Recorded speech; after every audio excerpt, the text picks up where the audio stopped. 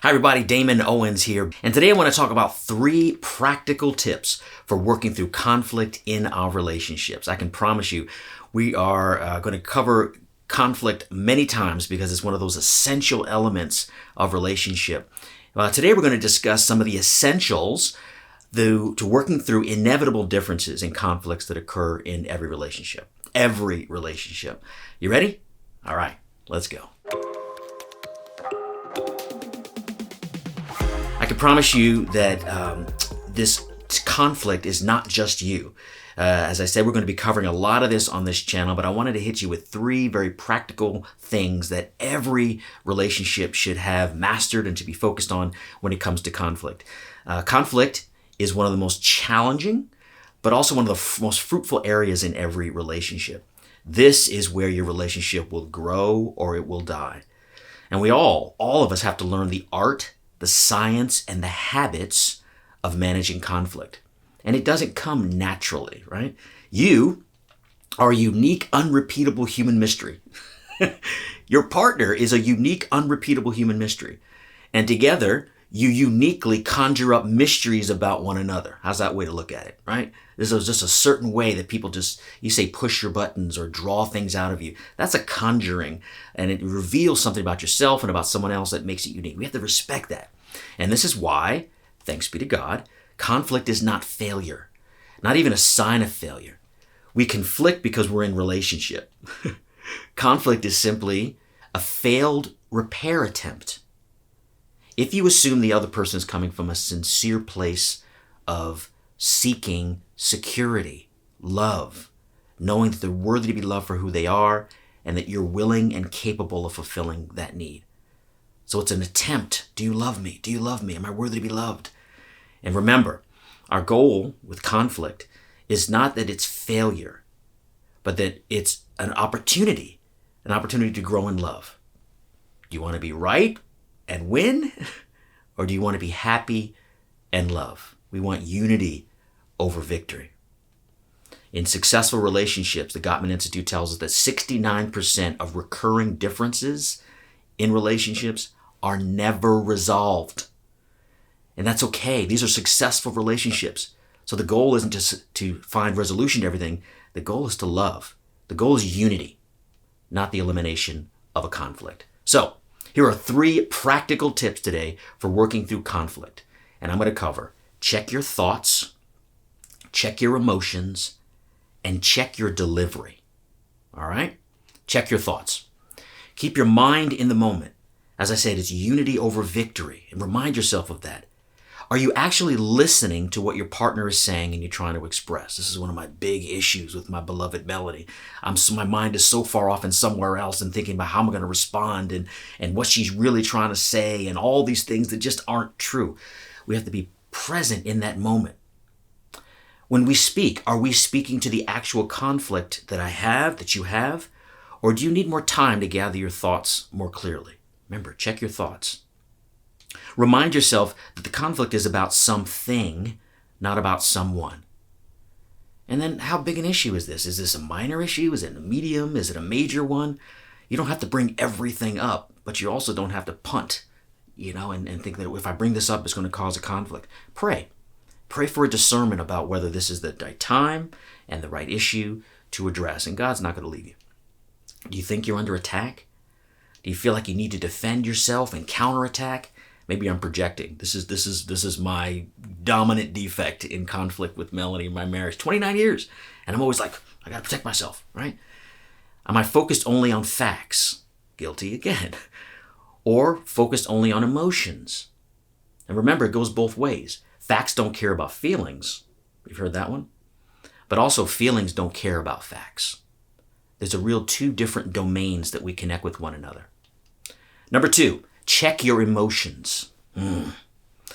Keep your emotions from overwhelming your brain. There's a whole neurobiology. There's a whole understanding of the limbic brain and how it can overwhelm the prefrontal cortex and how we decision make and planning and risk assessment. It just gets overwhelmed with the emotional memories. Because we have to check our emotions here and see, as Dr. Greg Popcak talks about, where are you on your emotional temperature scale, right? As our emotions kick up, we get into these regions where we can no longer be other focused. We can no longer be solution focused. And we certainly aren't taking care of one another, what we call caretaking in conflict. It's something the Gottman Institute speaks about, Dr. Popchak, and many other relationship experts. Caretaking in conflict. Do you need a break? Sometimes you just need time to cool down. You're not in that place, and you need to be able to step away, not in rage and anger and to forget about it, but to say, you know what, look, babe, Mel, I need a moment. I'm really upset. Can I get you a cup of coffee? I'm going to take a walk. Can we get back in 10 minutes this afternoon? Set a specific time so you're not just looking like you're fleeing away. But sometimes you need a break, especially when you feel under attack and you're trying to defend yourself and the need to counterattack. Under this, check your emotions. Honor your and your partner's authentic conflict style. You've heard about conflict styles? Really? Some people are fight. You get into a conflict and they want to go right in. Some people freeze and they don't know what to do. They can't think. It's just overwhelming. And some people just flee. And it's a reaction. It's something that you think about. It's a reflex. So recognize your conflict style and your partner's and honor it so you're not expecting more than what's possible. Number 3, check your delivery. First and foremost, our delivery in these conflicts is meant to express the truth of our love and our respect for each other. I know that sounds crazy, right? Especially in the way that we can't even resolve conflicts in our culture. But you're not trying to solve a problem. You're not trying to change a person. Every conflict is asking the fundamental question, do you love me for who I am? Are you willing and capable of fulfilling my needs? Two of those existential, questions about our being.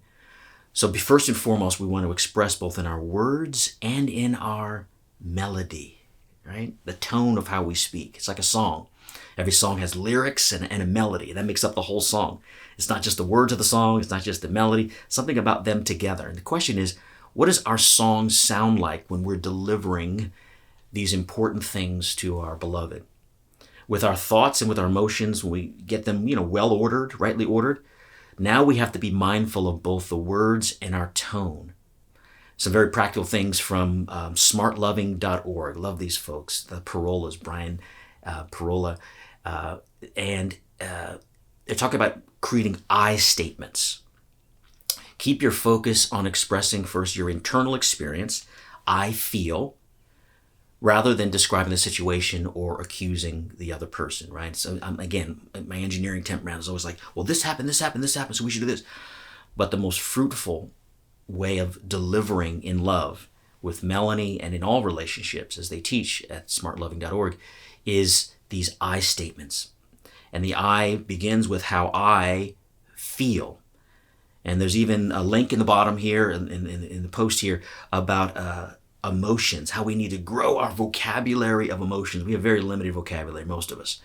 So growing that vocabulary, there's a link to a list that's probably the largest list you'll ever see in your life of emotions. But being specific about it helps to really share. And it lowers the temperature scale. It allows real dialogue because it expresses love. So you're seeing I statements with how you feel, and then you're going to embellish it with the intensity of the emotion. They call this their life technique, right? And this embellishing could be on a scale of 1, on a 5. I'm feeling a 5. I'm feeling a 2. I'm feeling a 10, right? But what you're doing is expressing what really is important to you. These things. Check your thoughts. Check your emotions. Check your delivery. 3 practical things that we need to keep in contact every time we're in conflict. And look, you're going to blow it. you're gonna fail at something. We're people, right? And you're going to fall back into the hurtful habits that you have. So maybe the last bonus practical tip is to be a master. Become a master at forgiveness and mercy. First to yourself, in order then to be able to express it to your beloved. Look, I blew it. I lost it. I love you. I'm sorry I did this. I know you were upset. I know you didn't mean what you said. Get out of that catastrophic mindset that everything is the end of the world or the beginning of the world. But be masters at forgiveness and mercy. Have that humility and courage to initiate making up, to begin again. Babe, I don't want to fight. I love you. I'm sorry I hurt you. And that's how healthy relationships stay healthy, right? It's not perfection in the sense of doing everything right and impeccability, but it's about being able to communicate that I love you, I see you, I know you, and I will your good.